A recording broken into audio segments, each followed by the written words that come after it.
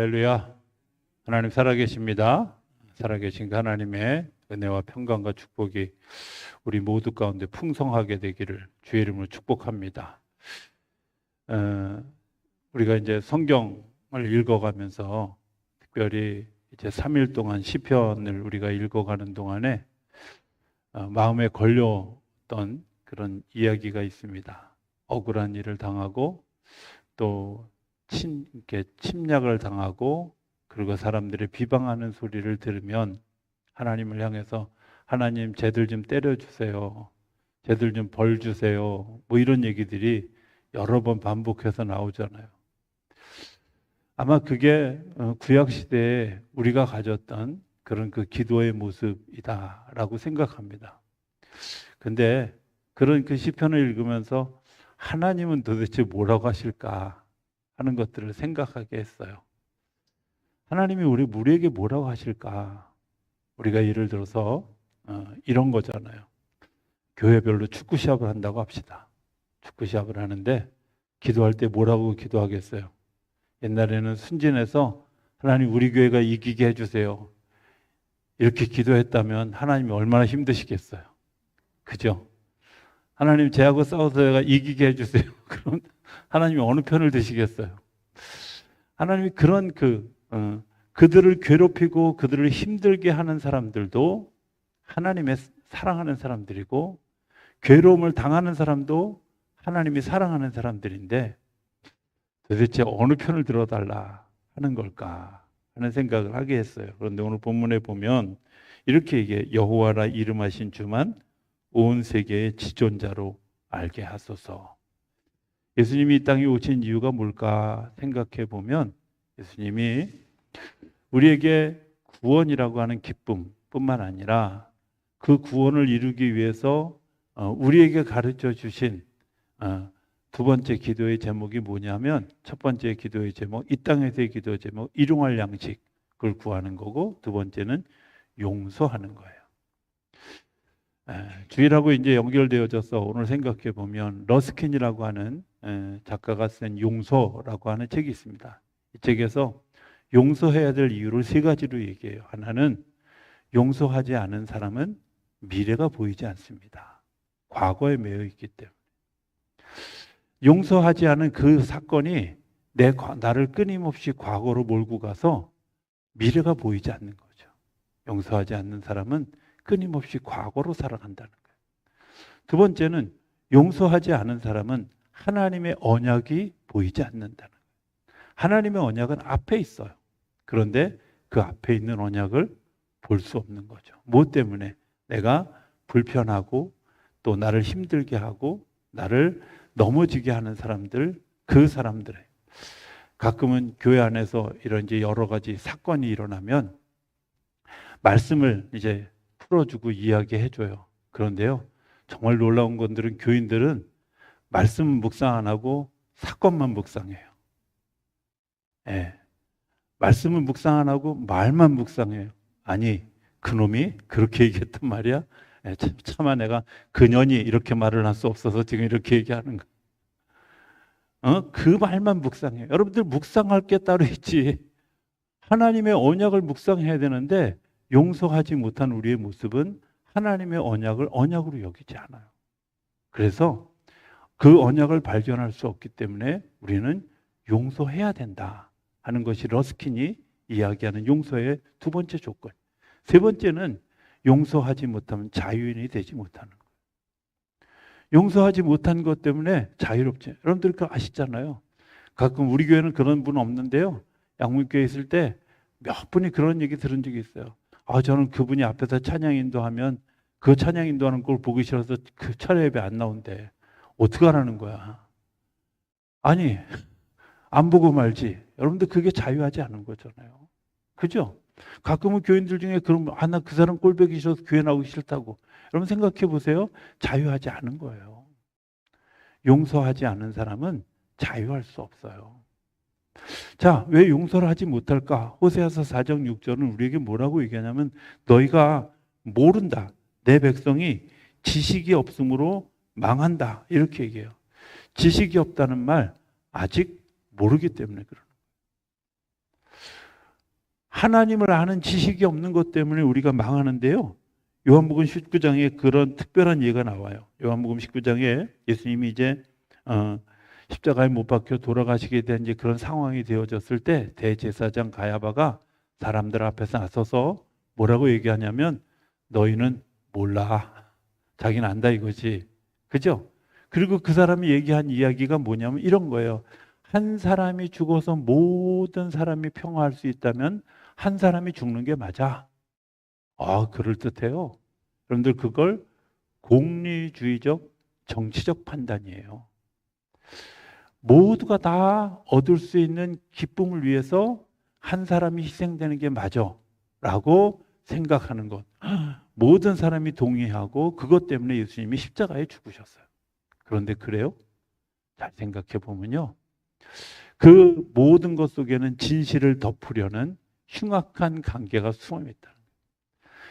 논쟁이 뭐였어요? 이분이 하나님의 아들이냐 아니냐였어요. 핵심이 뭐예요? 이분이 하나님의 아들이냐 아니냐, 이분이 우리를 구원할 메시아냐 아니냐, 이 문제예요. 문제를 정말 핵심에서 벗어나게 하는 아주 공리주의적이고 정치적인 판단을 하는 것을 통해서 물건, 실체를 덮어버렸어요. 나는 그분이 하나님의 아들인지 아닌지 몰라. 메시아인지 아닌지 그런 거 관심 없어. 진짜 중요한 건 우리가 그냥 편안한 거야. 우리가 그냥 지금 이 사태를 그냥 넘어가는 게 너무 좋아.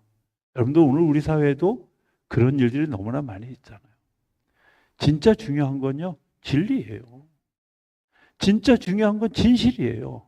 그런데 진실을 덮어버려요. 진실을 호도시켜버려요.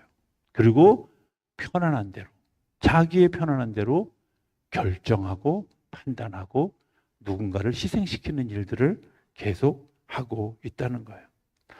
우리가 이런 얘기를 합니다. 경제를 위해서, 평화를 위해서. 아니요. 저는 분명하게 얘기할 수 있는 게 있어요. 진리. 그게 우선이에요. 진실이 뭔지가 우선이잖아요. 우리가 그런 일들을 잊어버린 것 때문에 주님은 우리에게 그 잘못된 지식, 이런 것들에 대해서 십자가를 지시며 이렇게 얘기하는 거예요. 저들이 모르기 때문입니다. 라고 얘기하는 거예요. 베이컨의 우상론이라고 하는 책에 보면 4가지 우상이 있다고 얘기해요. 하나는 극장의 우상이 있어요. 극장의 우상은 뭐냐면 철학, 뭐 이런 거, 사상 이런 거 관심 없이 그 앞에서 무대의 관객에서 떠드는 사람, 그 사람이 나서는 그 모든 일들에 대해서 사람들이 함성을 지르고 박수치고 그것 때문에 그것 자체가 진리가 되는 거예요. 그 안에서 무슨 일이 일어나는지 모르고 그게 뭘 의미하는지 모르고 그냥 환호하는 거예요.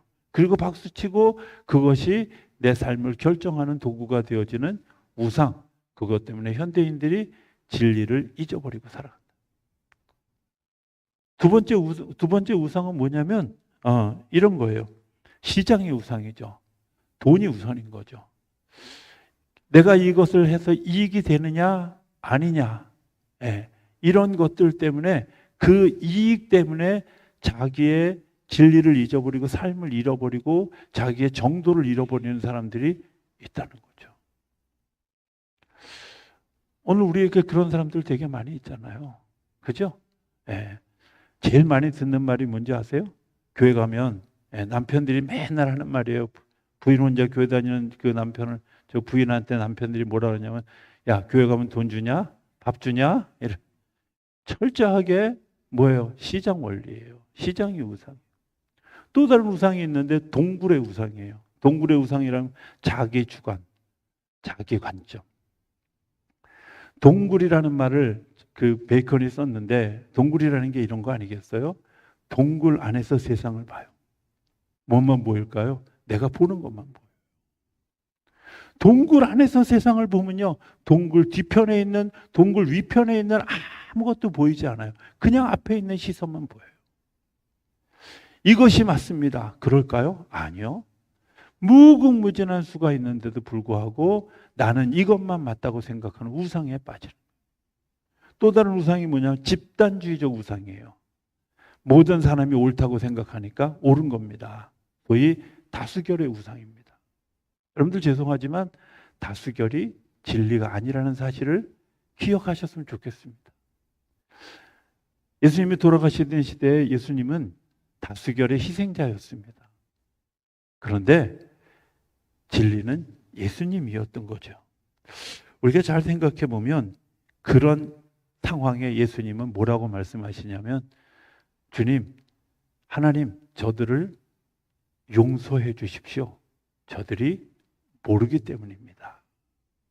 이렇게 얘기하는 거예요. 오늘 본문에 나오는 것처럼 그분이 진짜 지존자가 되시는 이유는 뭘까요? 그분이 우리를 책망하고 우리에 대해서 심판하고 판단하고 저주하는 게 아니라 우리가 모르고 있는 것을 알고 있기 때문에, 모르기 때문에 용서하시는 거죠. 여러분들 이 용서를 받아들일 때 첫 번째 해야 될 일이 있어요. 그게 뭐냐면 내가 용서받는 일이에요. 내가 용서받은 사람이라는 사실을 확신하는 거예요. 많은 분들이요, 요즘에도 그런지 잘 모르겠어요. 제가 우리 성도님들의 삶을 잘 몰라서. 그런데 제가 생각해 보면 이랬던 것 같아요. 제가 좀 젊어서, 지금도 물론 젊습니다만은 젊어서 부흥회를 해보면, 부흥회를 딱 시작하면 이제 이렇게 회개할 때가 있잖아요. 뭐 회개하면 막 그냥 4살 때부터 지었던 그 모든 죄를 막 가져 자꾸 회개하고, 또 그 다음에 또 회개하고. 한 번은 그런 회개를 하다가 저희 아버지한테 들켰는데 막 뒤지게 혼났어요. 왜 혼났냐면, 야, 하나님이 너 때문에 또 돌아가셨어. 여러분 생각해 보세요. 주님이요, 십자가를 지신 것 때문에 우리의 모든 죄를 다 용서해 주셨어요. 아니, 주님도 기억하지 않는 죄를 왜 내가 기억하고 계속 끄집어내요? 주님도 이미 용서해서 기억하지 않는 죄를 내가 왜 기억하고 그것 때문에 죄의식을 가지고 내가 그것 때문에 왜 죄책감을 가지고 살아가느냐. 하나님이 그걸 용서해 주시려고 예수님을 십자가에 못 박혀 돌아가셨고, 그 모든 순간에 우리의 죄가, 내가 고백하는 순간에 모든 죄가 다 떠나갔어요. 떠나갔어요. 강물에 떠나갔어요. 바람에 날려갔어요. 그런데 다시 그걸 소환해야 능력도 좋아요. 예? 물에 떠내려간 걸 어떻게 이렇게 끄집어내서 끊임없이 죄책감을 가지고 끊임없이 자기를 책망하면서, 여러분들 스스로에게 용서 안 되는 거예요. 제가 이따금씩 얘기 드렸잖아요. 목회하면서 제가 아무리 봐도 능력도 없고 아무리 봐도 제가 재주도 없고, 저는 목회하면서 정말 특히 전도사 때 제가 아주 이 3년 동안 그 단독 목회하면서, 야, 제 한계를 보고 나 같은 사람이 목사하면 큰일 나겠다, 이런 생각이 들어서 1년 동안 제가 금식을 3번, 3일 금식을 3번이나 해가면서, 하나님 이쯤에서 물려주시죠. 이쯤에서 그만두시죠. 제가 목사 한 수 받고 시장에 나가서 누가 남들이 목사님 이러고 부르면 얼마나 창피하겠습니까? 예, 더 원색적으로 얘기했어요. 여기니까 그냥 설교 다니니까 제가 얘기하는 거지. 하나님 제발 물러주세요. 마지막 금식할 때 하나님이 저에게 해주셨던 말씀이 있어요. 야, 내가 괜찮다는데 왜 네가 그러냐? 내 종이지 네가 나의 종이 아니지 않냐? 내가 너를 종으로 택한 거야. 네가 안수받고 그때부터 목사가 되어져 가는 거지, 목사가 되었기 때문에 내가 너를 목사 안수 주는 게 아니야. 우리를 세례 주는 것은 세례 받을 만한 자격이 주어졌기 때문에 아니요, 그때부터 새로운 삶을 시작하라고 하나님 홍해를 건너게 하시는 거예요. 홍해를 건널 만한 아무런 이유가 없어요. 홍해를 건너게 할 만한 아무런 의의가 없어요. 그런데 중요한 것은요, 홍해를 건너는 순간부터 주님께서 우리의 삶을 인도해 가시면서 우리의 삶을 알게 하시고 알아가게 하시고, 그리고 하나님의 나라의 백성이 되어져 가게 하시는 거예요. 그래서 주님 먼저 우리를 용서해 주시는 거예요. 여러분들, 주님이 여러분들의 죄를 여러분들이 고백하고 주님 앞에 자백하면 주님께서 미쁘시고 의로우셔서 우리의 모든 죄를 깨끗게 해 주신 줄로 믿을 수 있게 되길 바랍니다.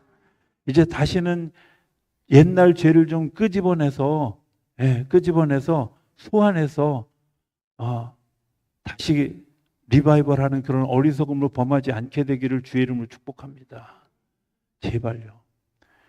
컴퓨터 휴지통에 버리셨으면요, 거기서 휴지통 비우기 좀 하세요. 제발. 거기다 놔두지 말고. 두 번째, 예수님이 십자가에서 죽으시면서 이렇게 얘기하십니다. 저들의 죄를 용서해 주십시오. 저들이 모르기 때문에 저렇습니다. 뭘 용서했을까요? 자, 뭐 물어봅시다. 그 밑에 있는 백성들이 회개했나요? 아니요. 회개하지 않았는데 용서하셨어요. 용서는요, 회개하면, 잘못을 뉘우치면 용서하겠습니다. 그건 용서가 아니라 거래하는 거예요. 거래하는 거예요. 예수님이 우리에게 거래하지 않으셨어요. 십자가에서 빗발치듯이 네가 내려와 봐라. 네가 하나님의 아들이거든. 내려와 봐라. 네가 하나님이 그런 능력이 있는데 그런 능력을 발휘해 봐라. 사람들이 비웃고 조롱하고 그리고 야유하고 그 빗발치는 그런 그 폭탄 속에서 예수님이 그들을 향해서 하신 얘기예요. 그리고 하늘을 향해서 기도하신 얘기예요. 뭐라고? 주님, 저들의 죄를 용서해 주십시오. 하나님, 저들의 죄를 용서해 주십시오. 저들은 저들이 하는 일을 알지 못하기 때문입니다. 회개하지 않았어요. 아니, 더 악을 행하고 있었어요. 그런데 주님은 분명하게 선포하는 거예요. 뭐라고? 용서해 주십시오. 회개하면 제가 용서할게요. 아니요. 내가 은혜 받고 내가 하나님의 사람이 되어진 것은요, 내가 회개했기 때문에 용서받은 게 아니라요, 주님이 이미 용서하기로 작정하셨고, 그리고 그 모든 죄를 짊어지고 십자가에 죽으셨기 때문에 내가 용서받은 거예요. 우리의 용서가 누군가 나에게 잘못했다고 사죄하고 잘못했기 때문에 제가 잘못했습니다. 아니요. 그 사람은요, 잘못한지도 몰라요. 잘못을 저지른지도 몰라요. 잘못을 저지르고 있는지도 몰라요. 내가 무슨 생각을 하고 있는지도 몰라요. 내가 어떤 판단을 하고 있는지도 몰라요. 그런데 그들을 향해서 주님 얘기하시는 거예요.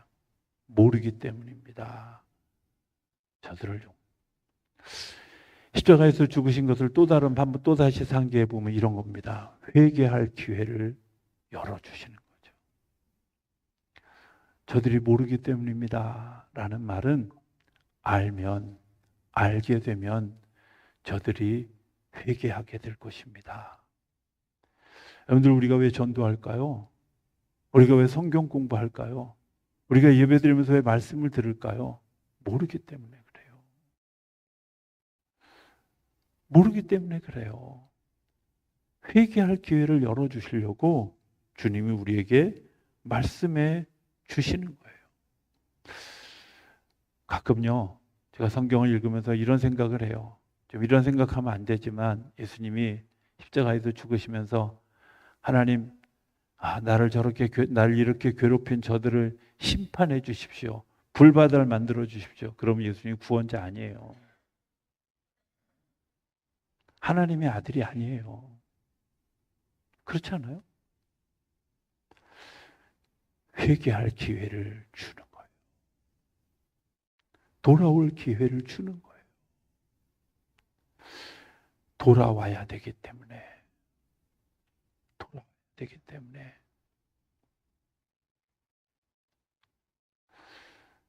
군남교에서 부흥회 할 때 강사로 오셨던 목사님이 첫날 찬양을 하는데 설교 주제하고 별로 이해가 좀 잘 연결이 안 되는 찬양을 했어요. 그 찬양이 뭐냐면 돌아와 돌아와 내게 돌아오라는 찬양이었어요. 이상하다. 저 맥락 없이 저 찬송을 왜 부를까? 근데 정말 놀라운 일은요, 그날 그 돌아와 찬양을 하는 동안에 많은 사람들이 주님 앞에 돌아오는 역사가 일어났다. 깜짝 놀랐어요. 하나님, 나의 어리석음을 용서해 주십시오. 나의 작은 철학, 동구에 불과한 내 얄팍한 지식을 용서해 주십시오. 그다음에 회개하는 시간을 가지게. 생각해 보세요. 이럴 땐 이렇게 해야 되는데, 이럴 땐 이래야 되는데, 아니요. 하나님은 하나님의 방법대로 일하셔요. 우리의 마음 문을 열기 위해서 때로는 마음의 문을 두드리시기도 하고요. 우리의 마음 문을 열기 위해서 때로는 하나님 우리에게 혹독한 시련을 주시기도 해요. 제가 어제 이제 그 대전을 가면서 운전을 모처럼 안 해가지고 이렇게 성경을 이렇게 묵상하다가 갑자기 무슨 생각이 들었냐면 이스라엘 백성들이 광야에서 200만 명 정도가 움직였잖아요. 잘 모르시나요? 여러분들 성경책엔 잘 안 나오죠? 장정만 60만 명이니까 부인까지 합하면 120명이고 애들이 하나씩이라고 하면 계산해도 180만 명이에요. 근데 애들이 하나만 있었겠어요? 잠깐 그냥 200명, 10,000명이라. 자, 그럼 물어봅시다. 200만 명이 250리터짜리 물을 한 병씩만 마시면 얼마나 될까요?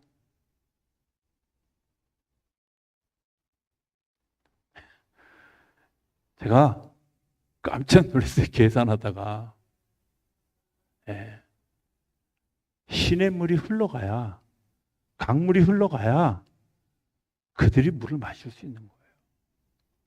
반석에서 물이 나라. 그러니까 반석에서 물이 조금 살짝 나는 거 가지고 야, 백성들이 물을 마셨다 착각하지 마세요. 물이 계속해서 넘쳐서 강물처럼 흘러가야. 그런데 그걸 40년 동안 예수님이 하나님이 하셨어요. 목마르면 죽어요. 음식을 못 먹으면 그래도 좀 버틸 수 있는데요. 목마르면 죽어요. 더군다나 거기는요. 광야예요. 40년 동안 물을 먹이신 것만 가지고도 정말 커다란 하나님인데 우리는 하나님을 요만한 하나님으로 착각하는 거죠. 우리에게 회개할 기회를 주시기 위해서 우리에게 시간을 주시는데 때로는 10년, 20년, 30년, 40년 어떤 사람은 정말 죽음에 임박한 그 자리까지 7, 80년을 그냥 하나님 없이 살다가 하나님께로 돌아오는 그때까지 주님은 포기하지 않으시고 우리를 향해서 회개할 기회를, 회개의 문을 열어주신다는 거예요. 내가 돌아가는 일이 너무 중요해요. 회개할 문을 열어주시기 위해서 주님이 우리를 향해서 끊임없이 하나님을 향해서 변명하십니다. 변호하십니다. 하나님, 아직 저 사람들이 몰라서 그래요. 모르기 때문입니다. 이렇게 이야기해요. 그런데 더 놀라운 건요, 이런 거예요.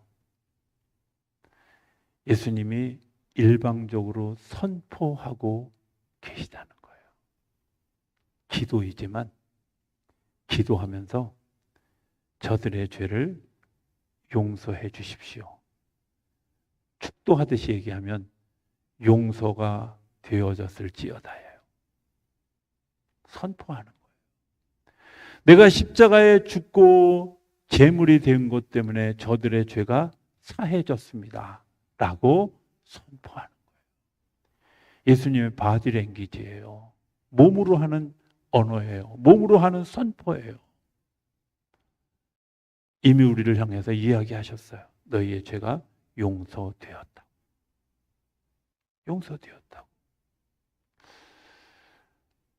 누가복음 15장에 나오는 탕자의 이야기를 잘 생각해 보면 저는 가끔씩 이해를 못할 때가 있는데 아버지에게 두 아들이 있고 둘째 아들이 그 재산을 달라고 그럴 때 저 같으면 안 주겠어. 안 주면 못 나갈 거 아니야.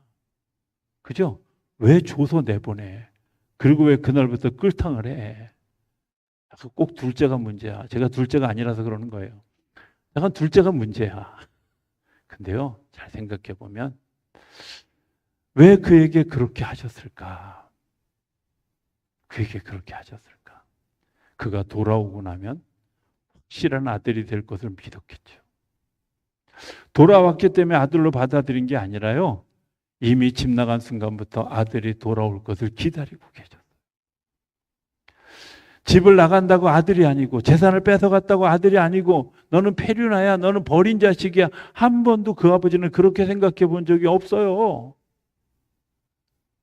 그에게 다시 돌아오라고 얘기하지 않았지만, 돈 떨어지면 돌아오라고 얘기하지 않으셨지만 이미 마음속으로 수없이 그에게 그렇게 이야기하고, 너는 그래도 내 아들이야.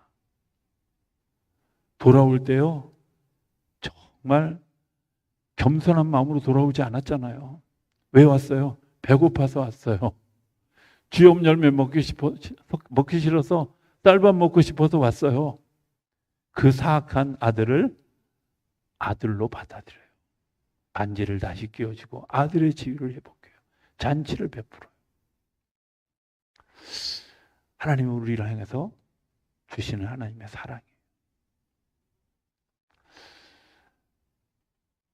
그래도 한번 묵상해 볼 것 하나 이런 거 있어요. 예수님이 마지막 날 밤에 성만찬을 하는데요, 제자들의 상태가 영광이에요. 그죠? 예수님의 제자들이요, 정말 철딱서니가 없기 그지없다, 이런 생각이 들어요. 예수님이 가장 사랑하는 요한은 예수님 베개에 누워가지고 저게 도대체 뭐 하는 짓이야 싶고요, 각기 전혀 다른 생각들을 하고 있어요. 예수님의 발을 씻는 것조차도 잊어버릴 만큼 아주 영적 상태가 꽝이었어요. 유독 두 사람을 향해서 예수님이 이야기하셨지만 아마 12명의 제자들 모두를 향해서 예수님이 하셨던 얘기 같아요. 가룟 유다에게 내가 할 일을 해라. 다시 돌이킬 수 있는 기회를 주셨는데 돌이키지 않았어요. 누구라고 지적했는데 본인이 알고 있는데도 불구하고 그 일을 진행했어요. 베드로가 자기가 그런 상황이라는 사실을 모르고 있는 거예요. 그래서 예수님이 그에게 경고하고, 그리고 겟세마네 동산에 같이 데려가서 이야기합니다. 너희가 여기 머물면서 기도해라. 기도해라. 근데요, 뭐 했어요? 잤어요. 뭘 위해서 기도하라 그랬을까요? 시험에 들지 않게. 지금 내가 누군지 몰라요. 지금 내가 어떤 상태인지 몰라요. 지금 내가 뭘 하고 있는지도 몰라요. 내가 어떤 영적 상태, 어떤 정신적 상태, 어떤 상황인지 아무것도 몰라요. 그래서 예수님이 그 모르는 그들을 향해서 이야기하시는 거예요. 기도해라. 기도해라. 시편을 읽으면서 제가 그런 얘기 했잖아요. 시편 기자들의 기도였어요. 나를 괴롭히는 사람 하나님 혼내주세요. 심판해주세요. 때려주세요. 그들의 기도였어요. 예수님의 기도가 그들보다 더 성숙하고 업그레이드된 기도였다. 예수 믿는 사람들이 진짜 배워야 될 기도, 무슨 기도일까요? 예수님, 저들이 모르기 때문입니다. 저들이 나를 오해하고 저렇게 핍박하고 저렇게 하는 거, 주님, 저들이 모르기 때문입니다. 제가 정도를 갈 수 있도록, 제가 진리를 향해 걸어갈 수 있도록 나를 도와주세요. 겟세마네 동산에서 기회를 주시는 거예요. 하나님, 내가 모르고 있다는 것을 내가 알기 때문에, 모르고 있는 것을 내가 알아서, 주님, 내가 알게 해 주십시오. 가르쳐 주십시오. 깨닫게 해 주십시오. 여러분들 기도해야 되는 거예요. 주님이 우리를 향해서 선포합니다. 너는 내 자녀다. 너는 내가 보물 같은 사람이다. 넌 존귀하고 귀한 존재다. 라고 우리 선포하는데 우리가 받아들여지지 않아요. 왜? 내가 깨어있지 않기 때문에, 기도하지 않기 때문에, 내가 기도함으로 하나님과 같이 교제하지 않기 때문에 주님이 우리에게 말씀하시는 것이 들려지지 않아요. 끊임없이 우리를 향해서 내가 너를 사랑한다. 내가 너를 축복한다. 내가 너에게 미래를 열어갈 것이다. 사막의 길을 낼 것이다. 사막의 강물을 낼 것이다. 얘기하는데, 하나님, 그런 일이 어떻게 일어나요? 내가 지식이 모자라서가 아니라요, 모르기 때문이에요. 영적으로 깨닫지 못했기 때문에, 믿음이 없기 때문이에요. 그 믿음을 위해서 주님이 우리에게 부탁하신 일이 있어요. 그게 뭐예요? 지존자이신 그분을 향해서 기도하라는 거예요. 주님이 우리를 향해서 얘기합니다. 네가 먼저 돌이켜 좀 섰으면 좋겠다. 손가락질해도 좋고 피 터지게 돌을 던져도 좋고 예수님의 옷을 쟁취하기 위해서 제비 뽑는데 참여해도 좋지만 이미 너를 내가 용서했다. 돌아와라. 너는 내 자녀다. 축복된 내 자녀다. 이야기하고 계십니다. 예수님이 우리에게 분명하게, 제가 주일날도 그런 얘기 드렸습니다. 용서하는 일 선택이 아니라 필수인데요. 주님이 하실 일이 있고 내가 할 일이 있어요. 주님이 하실 일은 이미 십자가에서 하셨어요. 이제 내가 해야 될 일. 십자가는 우리를 구원하기 위함이지만 그까지 믿지 않는 사람에게는 심판이라는 사실을 알아야 돼요. 심판하시는 일은 주님이 하실 일이고요. 판단하는 일은 주님이 하실 일이고요. 나는 주님께로 돌아가는 일이 중요해요. 오늘 우리 마지막 찬양 같이 좀 찬양할 건데요. 내 모습 어디가 아름다워 하는 찬양이에요. 제가 굉장히 오래전에 이 찬양 부르다가 굉장히 깊은 하나님의 은혜를 경험하고서 제 마음속에 마치 나의 삶을 다시 일으켜 세운 주제가처럼 생각하는 찬양. 내 모습 어디가 아름다워 주님 나를 사랑하시나. 그런데 그 가사에 보면 이렇습니다. 이렇게 얘기합니다. 너무나 약하여, 너무나 부족하여, 너무나 눈물 많아 나를 사랑하시죠. 이런 생각 해봤어요. 너무나 눈물 많아. 여러분들 우는 아이가 이뻐요? 때려주고 싶잖아요. 근데 주님이 그 눈물 많아 사랑하시고, 부족해서요 맨날 20점 맞아 오고 30점 맞아 오는 자녀 이뻐요? 그런데요 주님이 너무나 부족해서 맨날 친구들한테 얻어맞고 오는 그 사람 이쁠까요? 그런데 주님은 내가 약하고 부족하고 눈물 많아서 사랑하신다는 거예요. 2절에 보면 내 모습 어디가 아름다워 날 위해 주님이 죽으셨나 이야기하면서 이렇게 죄 많고 무지하고 사랑하셔서, 우리의 죄가 너무 많아서 우리가 모르기 때문에, 그런데 여전히 우리를 사랑하셔서 십자가 지셨다는 거예요. 나는 우리 모두의 고백이 이 찬송 가운데 임하고 오늘 우리 안에서 이 사랑이 우리 안에 임한 것 때문에 하나님께로 돌아서고, 그리고 주님 제가 모르는 것을 알게 하옵소서, 제가 돌아가게 하옵소서, 주님의 선포에 부합하는 하나님의 백성 되게 하옵소서.